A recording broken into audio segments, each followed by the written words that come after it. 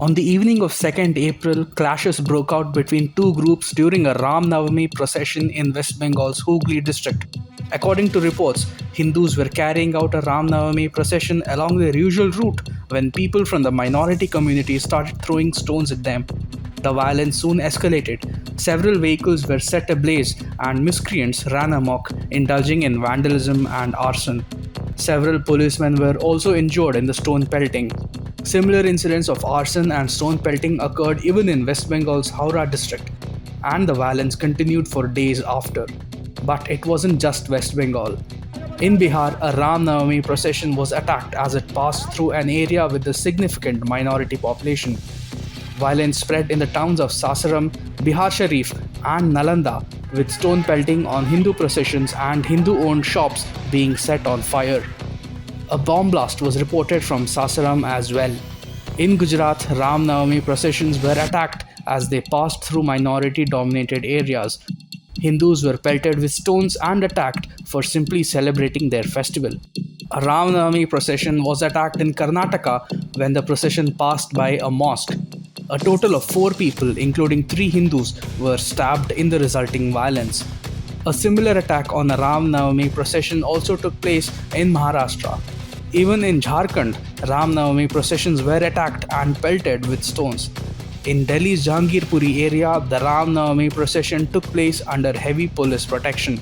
This is the same Jahangirpuri area where Hindus were attacked for taking out a rally to mark Hanuman Jayanti last year. In January of this year, a procession taken out during the Saraswati Visarjan was pelted with stones by the minority community in Jharkhand. Such incidents of stone pelting on Hindu processions has become common and normalized in India. In 2022, stone pelters attacked a Ram Navami procession in Madhya Pradesh's Khargon when the procession was passing through a minority populated area. In the ensuing violence, vehicles were set ablaze and policemen were injured. In 2019, a Durga Visarjan procession was pelted with stones in Uttar Pradesh's Balrampur. As seen from this 2016 report, clashes between Hindus and the minority community are a matter of routine in West Bengal during Durga Puja Visarjan, as the date coincides with that of Muharram. These incidents are only the tip of the proverbial iceberg. Now there are some things that are common in these attacks and incidents of stone pelting. The processions were attacked when they were passing through minority dominated areas, especially when they were passing by a mosque. The mainstream media is quick to blame Hindus for this violence by claiming that Hindus deliberately play provocative music or resort to communal sloganeering. But in 2018, even a funeral procession in Tamil Nadu was pelted with stones by people from the minority community. And what could possibly be so provocative about a somber funeral procession that it gets attacked? In fact, attacks on Hindu processions have been going on since at least a century.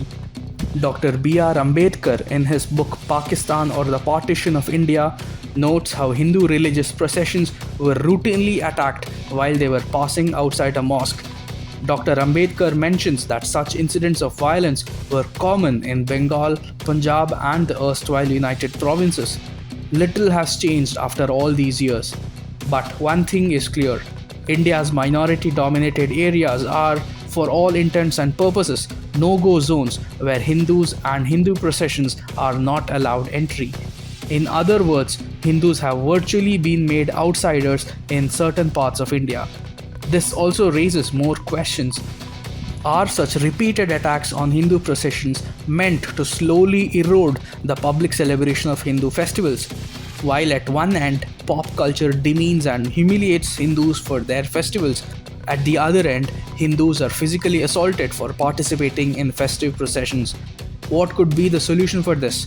Should Hindus demand police deployment to safeguard themselves from attacks during festivals?